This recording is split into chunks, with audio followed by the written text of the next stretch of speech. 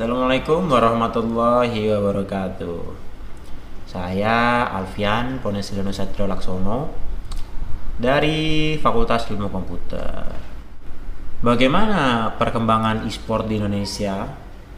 Kita bisa melihat perkembangan e-sport ini sangat pesat. Kalau ingin tahu, simak video ini. Got me soaring through the interstate. Run away from the past and the nonsense. Tired of toxic games, not an option. Made it up from the mud, I'ma find this. Taking off hella fast, I'm a Martian. Yeah, pressure on my body. Sebelum kita membahas lebih dalam mengenai e-sport, kita bahas dulu terlebih dahulu apa itu e-sport. E-sport atau electronic sport adalah istilah yang sangat populer saat ini. E-sport adalah jenis olahraga berbasis elektronik seperti PC, komputer, HP, atau mobile phone, atau konsol game seperti PlayStation atau Xbox. Perkembangan e-sport di Indonesia terbilang sangat cepat dalam beberapa waktu dekat ini. Banyak tim tanah air yang berhasil berbicara di turnamen internasional sejak 2018 lalu. Bahkan di tahun 2020 sampai 2021 ini, tim-tim terbaik kita telah berhasil mendapatkan gelar-gelar juara seperti MPL Invitational Mei bulan lalu. Tak bisa dipungkiri bahwa sekarang ini e-sport menjadi salah satu industri yang sangat populer di Indonesia. Bahkan pemerintah Indonesia pun sudah mengakui industri ini dan sudah menyelenggarakan turnamen seperti Piala Presiden e-sport, Piala Menpora e-sport, dan sebagainya. Oleh karena itu, pertumbuhan e-sport di Indonesia sangat pesat. Kita bahas game-game yang ada di e-sport.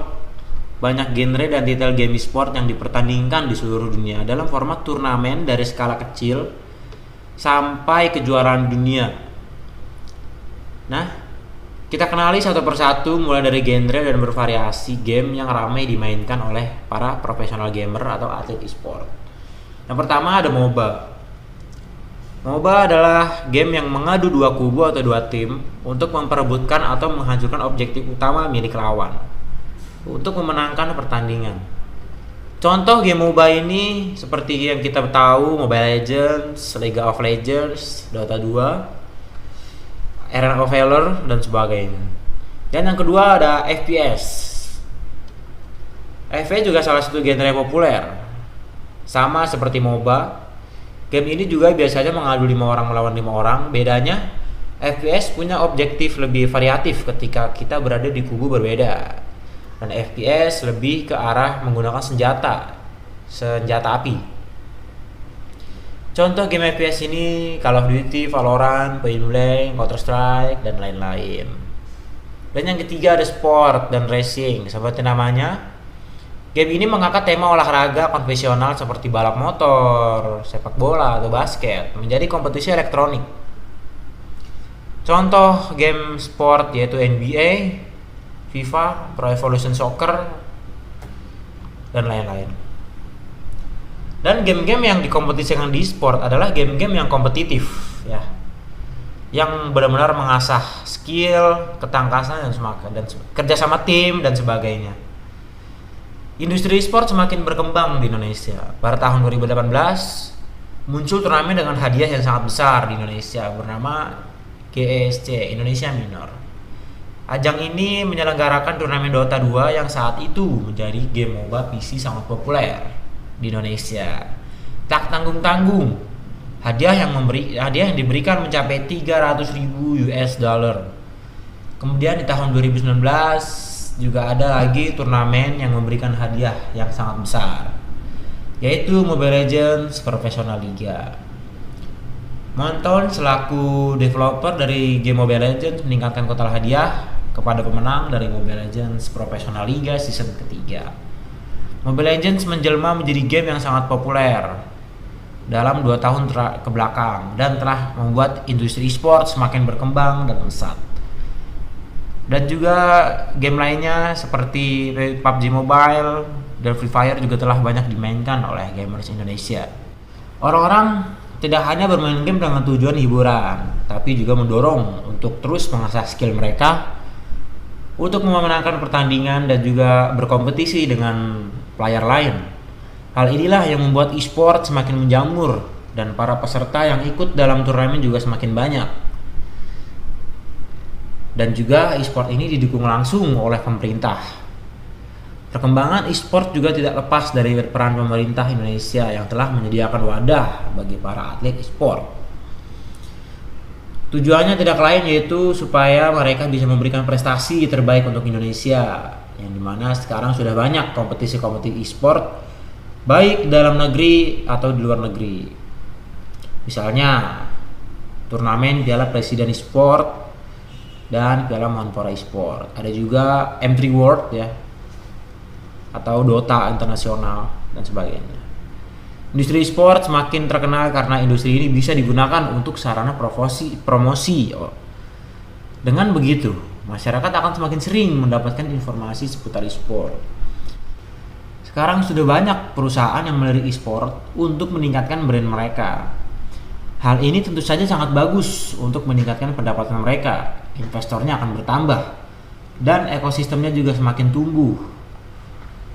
Kedepannya tentu kita berharap e-sport ini akan bisa menjadi industri yang sustainable.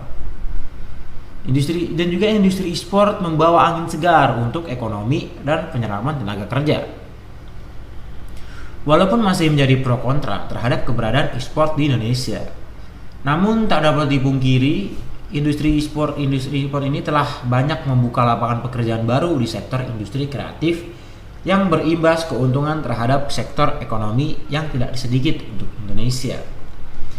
Ketua Umum Industri E-Sport Association, Eddie Lim, mengatakan hingga saat ini, perkembangan industri e-sport telah memberikan banyak manfaat bagi orang banyak. Salah satunya yaitu menciptakan lapangan pekerjaan baru yang begitu beragam. Tak hanya menjadi atlet e-sport di industri ini, seseorang juga dapat berperan sebagai organizer, showcaster, content creator, dan berbagai profesi lainnya sesuai talenta. Tinggal bagaimana kita berpikir kreatif serta mengasah keahlian agar bisa masuk ke bidang-bidang tersebut. Saya setuju industri ini mampu mendatangkan devisa bagi negara dan juga karir baru bagi anak-anak muda di industri game berbasis online ini, ujar Justinus. Menurutnya, industri e-sport dengan kompetisi yang sangat banyak dilakukan jangan dianggap sebelah mata, tetapi sebagai peluang ekonomi dan dapat mengangkat nama baik Indonesia di luar negeri. Karena atlet yang berisi anak-anak muda telah sukses menjuarai berbagai macam game online tersebut hingga ke tingkat internasional. Justinus juga menambahkan, industri ini bakal menjadi pilar ekonomi baru bangsa ini yang harus dikembangkan pemerintah. Jangan sampai kita tertinggal oleh negara lain. Kemudian soal industri e-sport mempunyai karir yang bagus. Dirinya setuju apabila hal ini turut didukung pula oleh keluarga, karena mampu mendatangkan penghasilan yang cukup besar. Persoalannya, tinggal pemerintah dan pelaku industri ini untuk lebih meningkatkan literasi akan peluang karir di industri e-sport kepada masyarakat luas, agar balance dengan dunia pendidikan, katanya. Dengan animo anak muda akan e-sport, bermunculan juga para content creator dan juga streamer yang menjadikan bermain game sebagai penghasilan utama mereka.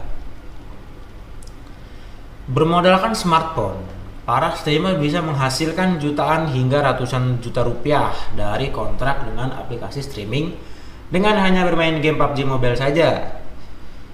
Konten kreator pun mendapatkan pemasukan AdSense yang cukup besar dari video yang mereka upload di situs YouTube. Seperti yang kita tahu, dari mulai e-sport berkembang dan juga sampai e-sport ini didukung oleh pemerintah, kita tahu bahwa bermain game bukan hanya untuk sebagai hiburan, tapi juga bisa membuat kita berprestasi di dalam negeri maupun di luar negeri, dan juga bisa menjadikan penghasilan. Semoga saja industri e-sport Indonesia akan jauh lebih berkembang di masa mendatang.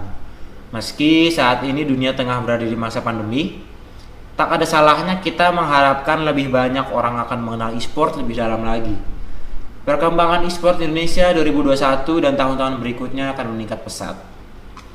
Jadi itulah yang saya sampaikan tentang perkembangan e-sport di Indonesia. Apabila ada salah kata, mohon dimaafkan, dan apabila informasi ini bermanfaat, bisa klik tombol subscribe, tombol merahnya di bawah, dan juga tombol lonceng notifikasinya, dan juga tekan tombol like-nya. Oke? Wassalamualaikum warahmatullahi wabarakatuh.